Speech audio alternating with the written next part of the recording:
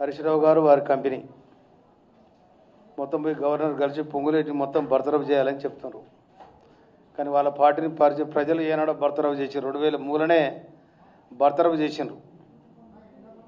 బర్తరఫ్ చేశారంటే మీరు ఈ రాష్ట్రానికి పనికిరారు,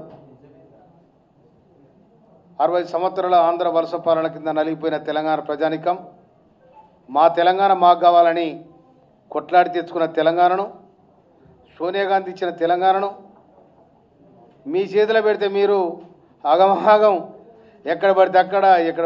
నిజంగా నేను ఇప్పుడు హరీష్ రావు గారికి కేటీఆర్ గారికి నేను అప్పీల్ చేస్తా ఉన్నా. మీ ధర్మంగా చెప్పురి, హైదరాబాద్లో మీకు ఎన్ని ఆస్తులు ఉన్నాయో మీ ధర్మంగా చెప్పురి. నిజంగా మీరు అబద్ధం ఆడనంటే మీరు సత్యచంద్రుడికి ఏమైనా పాలెల్లో లే పంగోళ్ళు అయితే చెప్పురి. మొత్తం దోసుకున్నారు కదా మా కాళేశ్వరం ఎక్కడ బాయే, కాకతీయ ఎక్కడ బాయే. పాప నాయి నరసింహారెడ్డి అంటుండే, స్వర్గీయ నాయి నరసింహారెడ్డి గారు మిషన్ కాకతీయ దాని పేరు పెట్టుకుంటే ఆయన ఏమంటుండే, ఇది మీ కమిషన్ కాకతీయ అంటుండే. అందుకనే రెండోసారి మంత్రి పదవి చేయలేరు. ఇంత దుర్మార్గంగా చేసిన మీరు తెలంగాణ ఇలా పొంగులేటి గారు కాంగ్రెస్లో ఎప్పుడైతే చేరిండో వాళ్ళకి ఎప్పుడైతే చెమటలు పుట్టినాయి. కాంగ్రెస్ పార్టీలో పొంగులేటి గారు జాయిన్ అయిన తర్వాత వారికి చెమటలు పుట్టినాయి. అయిపోయిందని మా పని అనుకున్నారు. ఆ కోపం ఇప్పుడు ఎలా తీస్తున్నారు. ఈ రాళ్ల పంచాయతీ, ఈ భూముల పంచాయతీ ఎక్కడిది? మీకు ఆక్రమించుకున్న భూములన్నీ మీరు హైదరాబాద్లో ఆక్రమించుకొని కట్టిన బిల్డింగ్లన్నీ కనుక పొంగులేటి మీద మీరు బర్తరఫ్ చేయాలని ఏదైతే గవర్నర్ గారికి అప్పీల్ చేసినరో మిమ్మల మున్సిపల్ ఎన్నికలలో, ఎంపీ ఎన్నికలలో, సర్పంచ్ ఎన్నికలలో మిమ్మల్ని ప్రజలు బర్తరఫ్ చేసినారు. ఇప్పుడైతే కొద్దిగా మీరు మిలిగిరు, అది కూడా మిలగరుగా. ఎందుకంటే దుర్మార్గంగా తెలంగాణ ప్రజానిక తెలంగాణ ఔన్నత్యాన్ని, తెలంగాణ గౌరవాన్ని మీరు తీసేసారు. మీరు తెలంగాణ రాష్ట్ర సమితి ఉన్న పార్టీని తెలంగాణ తీసేసి భారత రాష్ట్రపతి ఎక్కడిది? మీరు నిజంగా కూడా మహారాష్ట్రలో ఒక దుకాణం తెరిచినారు, అడబోయి విజయవాడ చంద్రశేఖర్ నాయుడు ఒక అధ్యక్షుని చేసినారు. మళ్ళీ గెలిస్తే మీరు ఏమైనా చేస్తారు అనుకున్నారు. తెలంగాణ ప్రజలు మామూలు ప్రజలు గారు. ఒకటి గుర్తుపెట్టుకోవాలి, 1978లో భారతదేశం మొత్తం వేరే జనతా పార్టీ వస్తే 78లో జరిగిన ఎన్నికలలో ఆంధ్రప్రదేశ్ మొత్తం కూడా కాంగ్రెస్ పార్టీని గెలిపించి మర్రి చెన్నారెడ్డి గారిని ముఖ్యమంత్రి చేసింది ఇక్కడ. అందుకనే తెలంగాణ ప్రజానికం చాలా జ్ఞానవంతులు. మీ దోపిడీని చూసినరు, మీ దురతనాన్ని చూసినరు, మీ కుటుంబాన్ని చూసినరు. అందుకనే మీ విచ్చలవిడితనాన్ని చూసి 2023లో మీకు కర్రగాసి వాత పెడితే ఇంకా మరకలు ఇంకా మానిపోలే. అందుకోసం నీకు ఎవరు దొరకలేగా. కనుక ఈ పొంగులేటి కనుక మా దగ్గర నుంచి దూరం అయిండు, కాంగ్రెస్ పార్టీ గెలిచింది, రేవంత్ రెడ్డి గారు పొంగులేటి గారు ఒకటైనరు కనుక మా పని పెట్టిరు కదా అని చెప్పి మీకు కోపం ఉంది. లేకపోతే హరీష్ రావు గారికి ఎంతవరకు చీటింగ్ చేయడానికి ఆయన వెనకపోరు, ఎవరైనా బ్లాక్మెయిల్ చేస్తాడు. ఆ జ్ఞానము ఆయనకుంది, ఆ జ్ఞానం. కనుక మీరు పొంగులేటి గారి మీద రానిపోని అపోలు ఇవాళ నువ్వు లాగుదొట్టులోనే వాళ్ళకు రాఘవ కన్స్ట్రక్షన్ పెట్టుకున్నారు. ఎక్కడెక్కడో కాంట్రాక్ట్ చేసిన వాళ్ళు దాన్ని రిజైన్ చేసి ఇప్పుడు ఎవరైతే కాంట్రాక్టర్ పేరు మీద ఓనర్గా ఉంటారో ఎన్నికల్లో పోటీ చేసినప్పుడు వాళ్ళు బాజాబ్తో వాళ్ళు దానికి రిజైన్ చేసిన వాళ్ళు.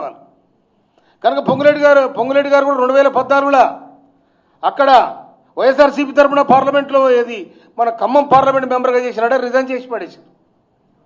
అటువంటిప్పుడు వ్యాపారం నడుతుంది, ఇక వ్యాపారం చేయనోళ్ళే వారు. కనుక మీ 100 ఎకరాల పంచాయతీ ఉందో హరీష్ రావు గారు, మీరు పొంగులేటి గారిని చీటింగ్ చేసి బ్లాక్మెయిల్ చేసి మీరు దాన్ని కొల్లగొట్టాలని చూస్తే మా ముఖ్యమంత్రి గారు, గౌరవ ముఖ్యమంత్రి రేవంత్ రెడ్డి గారు మొన్న అసెంబ్లీలో స్పష్టంగా చెప్పడం జరిగింది. మీ చీటింగ్ రాజకీయాలు, మీ బ్లాక్మెయిల్ రాజకీయాలు నడవని అని కూడా చెప్పాడు. అదేనా మీరు గుర్తుంచుకోవాలి. నిజంగా హరీష్ రావు గారు మీరు ఒక మాట చెప్తా, నేను మీ పంచాయతీ మీ పంపకాల పంచాయతీ లేకపోతే మీ మరదల కవిత ఎందుకు పోయింది చెప్పురి? మీరు దాచుకునే కదా ఈ పంచాయతీ అంత ఎక్కడిది? మీరు దాచుకున్న నా వాట ఎంత నీ వాట ఎంత అంతేనే కదా. అందుకోసమనే 6 నెలలు మీకు సెకండ్ టైం మంత్రివర్గం ఏర్పడతారు. 6 నెలలు మిమ్మల్ని పక్కన పెట్టినరు. దాని వెనకాల అంతకుముందు మీరు ఇరిగేషన్ మినిస్టర్ చేసినారు, అంతకుముందు మీరు మైనింగ్ మినిస్టర్ చేసినారు. ఇంకొక మాట కూడా చెప్తున్నా, కేటీఆర్ గారికి, హరీశ్రావు గారికి, జగదీష్ రెడ్డికి మా బిక్కెట్లే ఎంత ఇసుక బుక్కిరో చెప్పురా. మా బిక్కెట్లే, మా తుంగతుర్తి నియోజకవర్గంలో ఉన్న బిక్కెట్లు ఎంత ఇసుక బుక్కిర్రు? ఉన్న కాడికి లూడు చేసి ఎదురొచ్చిన మహిళల మీద లారీలు దొక్కిచ్చి ఆగమాగం చేస్తే ఆ బిక్కేరు పరివాహక ప్రాంత 18 గ్రామాల ప్రజలు మీకు కర్రగాల్చి వాత పెడితే చిత్తుగా ఓడిపోయారు. అందుకోసమనే మీ దుర్మార్గాలు చూసి, మీ అహంకారపూరితమైన విధానాలు చూసి పొంగులేడి గారు మీ పార్టీ నుంచి బయటకు వచ్చాడు. అప్పుడే మీ పతనానికి నాంది పలికింది. ఆ కోపం మీకు ఇప్పుడుంది. అందుకోసమనే పొంగులేడి గారు కానీ, రాష్ట్ర ప్రభుత్వాన్ని కానీ, ముఖ్యమంత్రి గారు కానీ మీరు ఏం చెయ్యలేరని కూడా గుర్తుపెట్టుకోమని చెప్పి హెచ్చరిస్తా ఉన్నాను. నేను ఏదో ఇంత గుడ్డగాల్చి మీదేద్దాం అనుకుంటారు, కానీ రేపు జరిగే పరిణామాలు దేనికైనా కూడా మీరు సిద్ధంగా ఉండాల్సిన పరిస్థితి ఉంటుంది. నిజంగా కూడా మీరు చేసిన దోపిడీలు, మీరు చేసిన దౌర్జన్యాలు, మీరు ఎవరెవరి మీద సిరిసిల్లలో దళితుల మీద ఇసుక లారీలకు ఇచ్చిన సంఘటనలు, ఇవన్నీ కూడా ఎవరు మర్చిపోలే.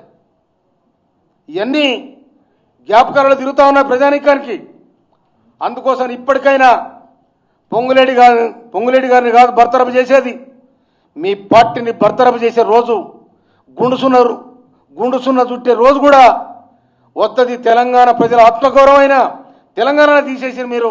అందుకోసమే పొంగులేడి గారి మీద మీరు చేసే అసత్య ఆరోపణలని కూడా ఇప్పటికైనా మీ చీటింగ్ రాజకీయాలు బంద్ కావాలని హెచ్చరిస్తున్నారు.